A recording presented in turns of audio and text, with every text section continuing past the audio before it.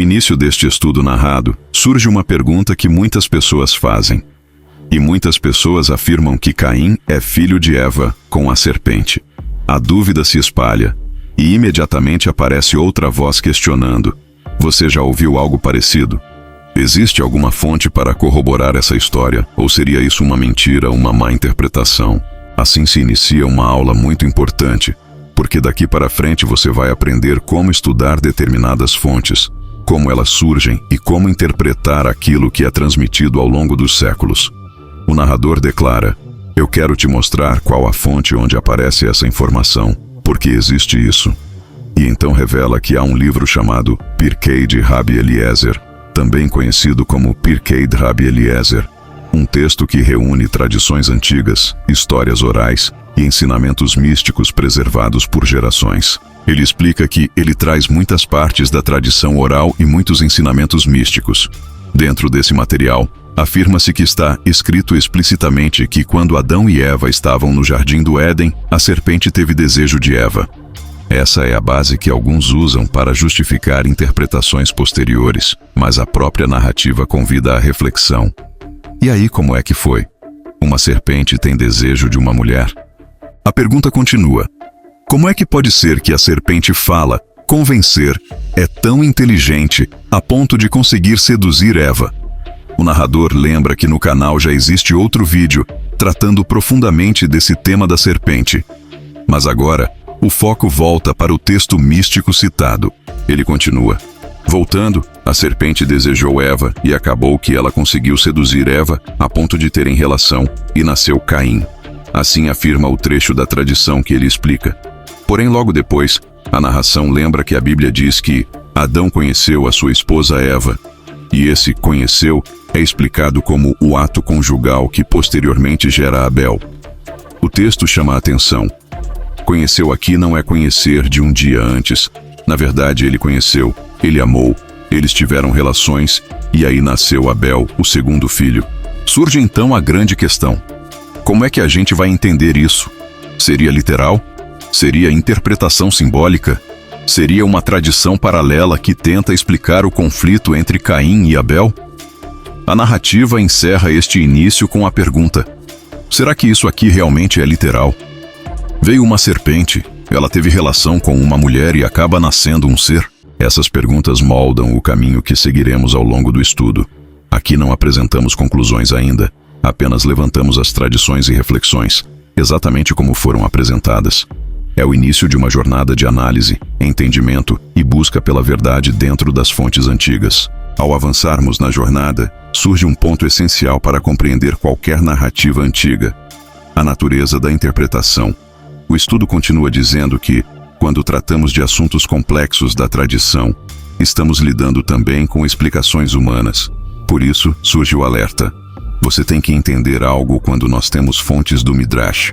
E então vem uma afirmação fundamental: a Bíblia tem 4 níveis de interpretação. Esses níveis compõem um método profundo que ajuda o leitor a reconhecer quando o texto fala literalmente, quando fala simbolicamente, quando carrega ensinamentos ocultos ou quando apresenta filosofia entrelinhada. O primeiro nível apresentado é o literal, e o aviso é direto. Mesmo quando algo aparece literalmente, você tem que prestar muita atenção para saber que você está entendendo as palavras corretamente e o contexto corretamente. Isso porque muitas pessoas, ao lerem um texto bíblico, utilizam péssimas traduções, retirando versículos do contexto e criando interpretações próprias, sem perceber que se afastam totalmente do sentido original. Por isso o estudo reforça: nem sempre é tão literal assim. E continua: para isso é muito importante aprender o hebraico bíblico. Depois disso, outro nível aparece. A gente tem um nível das dicas que é o mais profundo. Aqui o texto menciona o midrástico, afirmando que entra o drak é um midrastic e uma parte filosófica que aparece na Bíblia. Isso significa que certas histórias trazem conceitos que não são meras descrições de fatos, mas ideias transmitidas com propósito moral, espiritual ou filosófico. O estudo então continua. A gente vai pegar determinados versículos e a gente vai entender uma ideia que Deus está passando para a gente. Muitas vezes essa ideia não é literal. e sim uma ideia a nível filosófico, que explica mais a intenção do ensino do que o acontecimento puro. Por isso surgem frases como: às vezes não é a nível literal, não é da forma que exatamente o que está escrito aconteceu, e sim é uma metáfora que você vai ter que aprender a entendê-la. É nesse ponto que o ensinamento aponta para um nível ainda mais elevado. A gente tem um nível mais elevado de todos, mais profundo de todos. Esse nível é chamado de Sod, simbolizado pela tradição como o nível do segredo, aquilo que só se revela aos que estudam com profundidade e conhecem o contexto cultural, histórico, filosófico e espiritual. O narrador enfatiza que existem ensinamentos místicos que estão na Bíblia. A maioria das pessoas nem sabe que eles existem. E quando aparecem, muitos sequer reconhecem a profundidade de determinados versículos. Assim, o estudo encerra esta etapa com uma chamada para reflexão. Entender o texto bíblico exige sensibilidade, conhecimento e humildade. Sem isso, interpretações erradas nascem e ensinamentos preciosos são perdidos. Seguindo o caminho dos níveis de interpretação, agora o estudo retorna ao ponto inicial: o encontro de Eva com a serpente. Ele afirma que, ao analisarmos este tema, vamos entrar não só nos níveis superficiais, mas também em um lado simbólico, um lado de profundidade e até um pouco do nível do segredo. Por isso, o narrador diz: você já está entendendo que essa história não é literal. Alguém que tenta ler literalmente o episódio da serpente com Eva, como se fosse um acontecimento físico entre a mulher e um animal, vai estar cometendo um erro muito grande. Então surge uma citação importante. Como já disse o rabino Yitzhak Luria, no ano de 1500, um dos grandes cabalistas da história, ele explicou que a pessoa que entende esse episódio de forma literal está cometendo um erro gigantesco. O estudo então apresenta a interpretação correta segundo esse ponto de vista. A serpente, nesta narrativa, não representa um animal comum. Ela claramente, na história da criação, representa o mau instinto. Representa aquela força negativa que age contra o ser humano. No Jardim do Éden, antes da queda, Adão e Eva estavam em um nível de pureza tão elevado que o mal não existia dentro deles. Tudo estava fora, externo, não interno. Por isso, o grande objetivo da serpente era introduzir o mal dentro do ser humano. O estudo afirma: qual era o grande objetivo da serpente? O grande objetivo dela era fazer Adão e Eva comerem o fruto da árvore do conhecimento do bem e do mal. Mas não apenas comer por curiosidade, e sim para que o mal deixasse de ser externo e se tornasse interno, influenciando pensamentos, decisões e desejos. O texto explica: o que ela quer é que o ser humano tenha o mal dentro dele, e não como algo externo. Então vem o ensinamento espiritual. Isso significa que, antes da queda, o ser humano possuía um nível de pureza e conexão com Deus tão grande que a verdade era clara. Não havia confusão. Não havia dúvida entre certo e errado.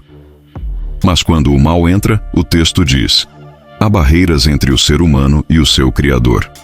A verdade já não é mais tão clara, e a pessoa começa a ter muitas dúvidas, perdendo a referência da vontade verdadeira de Deus. O narrador reforça que isso acontece ainda hoje, e conclui: a gente sabe que serpente, preparando o caminho para o próximo trecho, onde continuará explicando como esse simbolismo age na vida humana atual. Assim, este estudo mostra que a queda não foi apenas um ato físico, mas um movimento espiritual profundo, onde o mal deixou de estar fora e passou a habitar dentro do coração humano, criando barreiras, confusões e desafios que continuam até os dias de hoje. O estudo continua explicando que a serpente teve sucesso em seu plano, mas o Midrash antigo ensina algo importante. A serpente teve relação. Mas imediatamente a narrativa esclarece que isso não significa relação física. Ela diz: não é uma relação sexual, é uma relação que ela conseguiu colocar a sua impureza dentro de Eva. Antes de convencer Eva completamente a comer do fruto proibido, a serpente tinha que botar um pouco do veneno dela, da impureza dela, da maldade dela, dentro do coração da mulher. Sem isso, Eva jamais teria o desejo de comer daquilo que Deus havia proibido. Por isso é dito que Eva foi a primeira a ser contaminada pela serpente. E olhando a história bíblica, fica claro que Adão não demonstrava desejo algum pelo fruto proibido. Ele não estava envolvido no diálogo, nem sendo influenciado diretamente.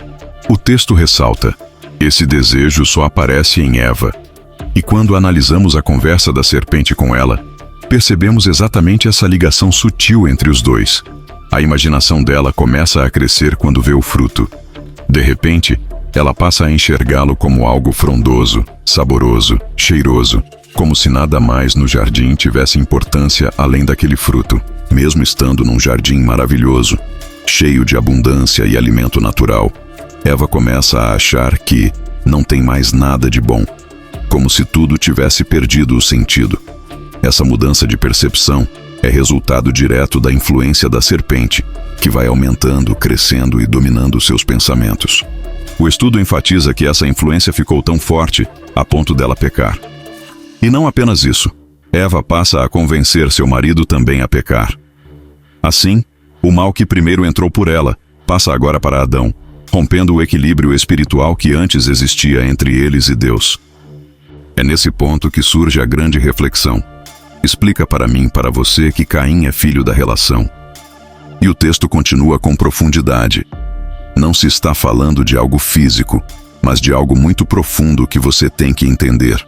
O que está sendo explicado é o significado simbólico, espiritual, interpretativo da expressão filho da relação de Eva com a serpente. O estudo então prepara o caminho para a grande pergunta. Afinal, o que realmente significa dizer que Caim seria filho da serpente? A resposta começa a ser moldada dentro desse contexto interpretativo. Não literal, mas filosófico e espiritual, como os sábios antigos ensinaram. Agora o estudo aprofunda a questão do que significa dizer que Caim é filho da serpente. A explicação não está no físico, mas no comportamento, nas escolhas e na inclinação que ele permitiu dominar seu coração.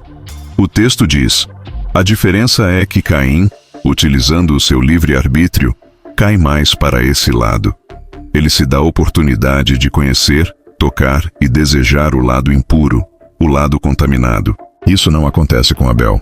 O estudo destaca: a gente vê que Abel, na hora de dar um sacrifício para Deus, ele vai com toda alegria. Abel oferece o melhor que ele possui. Ele é generoso, sincero, puro.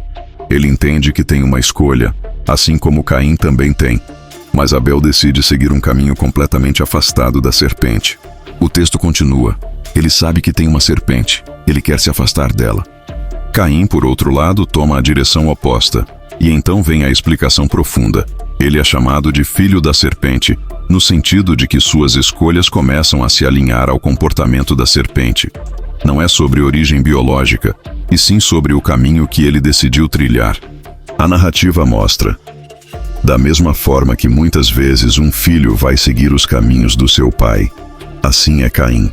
Ele carrega, não no DNA físico, mas no comportamento, traços daquilo que a serpente despertou em Eva e que ele, por sua própria decisão, escolheu cultivar. Por isso se diz: Caim, através das suas decisões, é filho da serpente. Ele decide, de alguma forma, agir como ela, imitar seu jeito, seguir sua influência. O estudo então convida a observar o comportamento dele. O narrador diz: eu vou dar 2 exemplos muito fortes. O primeiro exemplo está na oferta que Caim apresenta a Deus. Enquanto Abel entrega o melhor, Caim oferece algo mesquinho.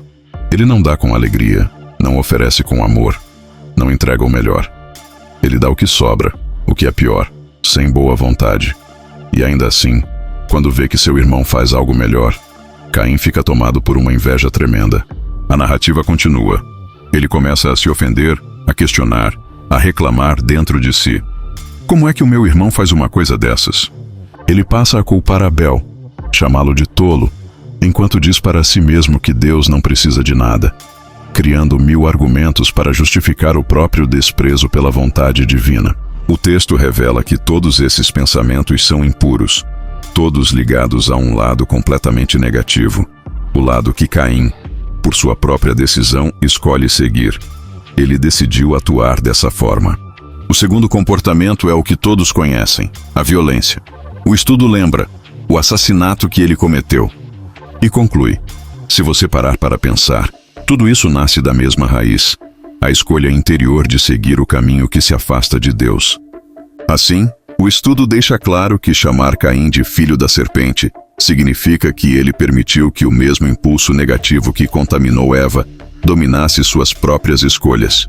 Depois de entendermos todos os níveis da história, desde os ensinamentos místicos, passando pelo simbolismo da serpente, a impureza transmitida a Eva, as escolhas de Caim, o contraste com Abel e a genealogia espiritual que se forma ao longo das gerações, chegamos ao ponto decisivo deste estudo, a escolha que está diante de cada pessoa até hoje. Assim como aconteceu no início da criação, também hoje existem caminhos que nos aproximam da luz e caminhos que nos afastam dela.